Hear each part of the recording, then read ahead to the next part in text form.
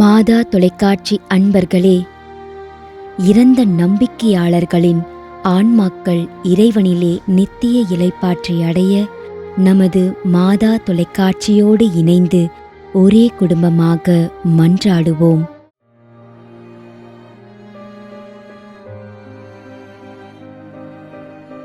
Antony cruise, Mumbai.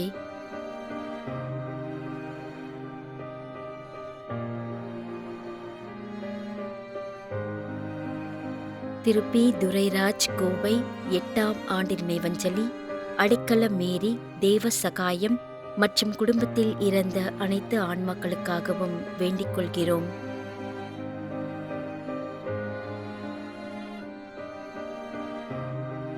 திரு Benjamin, திருமதி ஆனா Benjamin, 20ஆம் ஆண்டு நினைவஞ்சலி.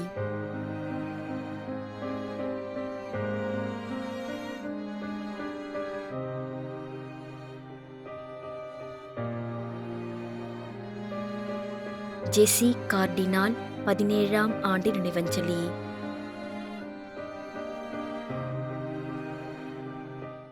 மேலும் யாரும் நினையாத நம்பிக்கையாளர்களின் ஆன்மாக்களுக்காகவும் மன்றாடுவோம். தந்தை, மகன், தூய ஆவியாரின் பெயராலே ஆமென். ஆண்டவருடைய பெயராலே நமக்கு உதவி உண்டு. விண்ணையும் மண்ணையும் படைத்தவர் அவரே. அருள்வாக்கு. திருவெளிப்பாட்டு நூலில் இருந்து வாசகம். அதிகாரம் 14, இறை வார்த்தை 13. விண்ணகத்திலிருந்து ஒரு குரலை கேட்டேன். இது முதல் ஆண்டவரோடு இணைந்த நிலையில் இறப்போர் பேறு பெற்றோர் என எழுது என்று அது ஒலித்தது.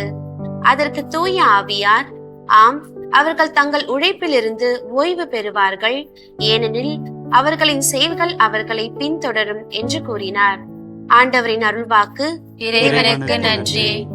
நம்மிடையே வாழ்ந்து இறந்து போன இறைவனின் அடியார்களுக்காகவும், மேலும் குறிப்பாக மாதா தொலைக்காட்சி வழியாக நீத்தார் நினைவில் இன்று நினைவுகூரும் இறைவனின் அடியார்கள் அனைவருக்காகவும் மன்றாடுவோம். விண்ணுலகில் இருக்கின்ற எங்கள் தந்தையே, உமது பெயர் தூயது என போற்ற பெறுக. உமது ஆட்சி வருக.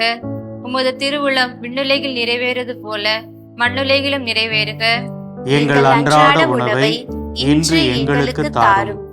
எங்களுக்கு எதிராக குற்றம் செய்வோரை நாங்கள் மன்னிப்பது போல எங்கள் குற்றங்களை மன்னியும்.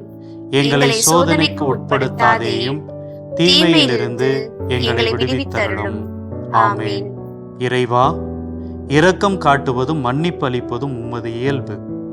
ஆகையால் உமது திருவடிகளுக்கு வந்துள்ள இன்று நாங்கள் நினைவுகூரும் ஆன்மாக்கள் மீது இரக்கம் கொண்டு அவருடைய குடும்பத்தார் மற்றும் மாதா தொலைக்காட்சி குடும்பம் செலுத்தும் ஜெபங்களை ஏற்று அவரது குற்றங்களையும் அவற்றிற்குரிய தண்டனையையும் மன்னித்து அமைதியும் முடிவில்லா வாழ்வையும் தந்திடுமாறு எங்கள் ஆண்டவராகிய கிறிஸ்து வழியாக உம்மை மன்றாடுகின்றோம்.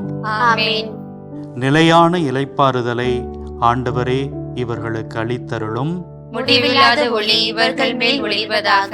இறந்த நம்பிக்கையாளர்களின் ஆன்மாக்கள் இறைவனின் இரக்கத்தினால் அமைதியில் இளைப்பாறுவனவாக. ஆமென்.